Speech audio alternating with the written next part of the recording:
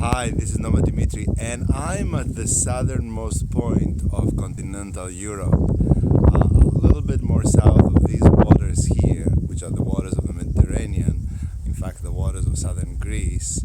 There is no more continental Europe, and it finishes right over here, and after that there's just the sea, and then across the sea there is Africa, the very end of the Western European world, the very southern end.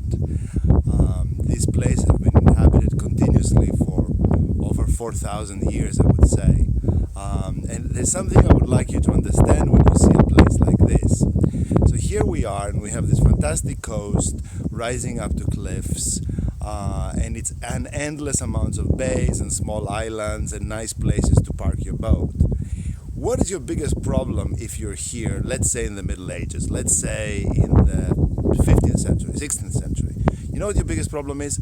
Exactly this sea, because this sea is infested with pirates, and these pirates are going to come with their boats, and they're going to stop their boats right in front of your little village, like the one over here, massacre the people, rape and steal the women and the boys, and loot everything and go away. So what do? Number one, you never build your village down here in front of the water.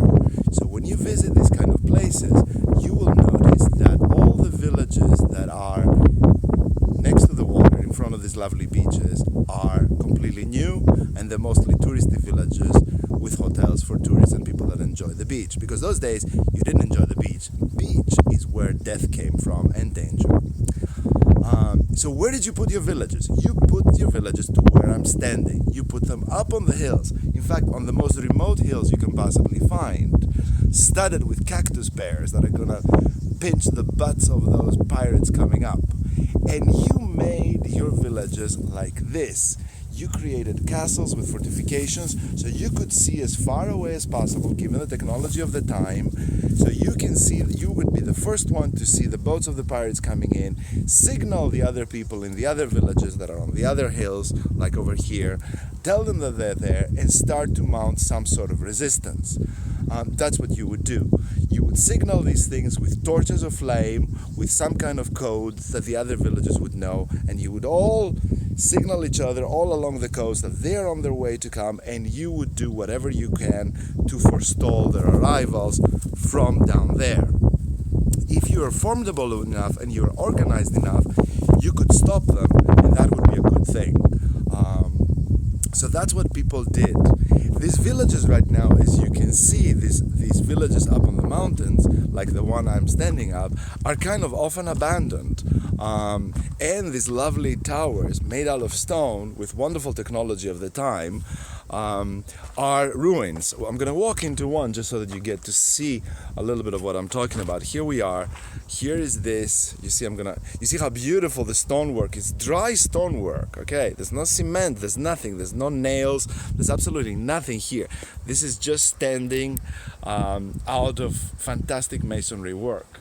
So I'm gonna go right inside here, hoping that not a part of it was not gonna fall on my head, and show you what it looks like from the inside. Oh, voila, here we are. Okay, there we are. So you see, it's all absolutely stone. You see how beautiful the arches always stay. The arches work really well, but often the roofs fall because they depend on wooden beams and the water wrecks them. But the arches are often stay because they're so strongly made. You see how impressive that is with that window. And up there, unusually, you can see over here, there's also a balcony that is still visible that came out. So there was a place where you can walk out and look down into the water. What is the future of this beautiful tower that I'm sitting that's falling in ruins? Don't you worry at all. These things are really prized by tourists and people that have the money to have a second house and restore these things. It costs a fortune to restore them, but people that are in love with this kind of stonework buy these things, and they're obliged by the Ministry of Culture to restore them exactly in their original shape. So it's very expensive, but the end result is absolutely gorgeous, and it works, and it keeps the traditional arts of building these things as they should. You can see a part of it here is actually restored, and it's done really well, and it's solid, and it's going to stay here for many more centuries.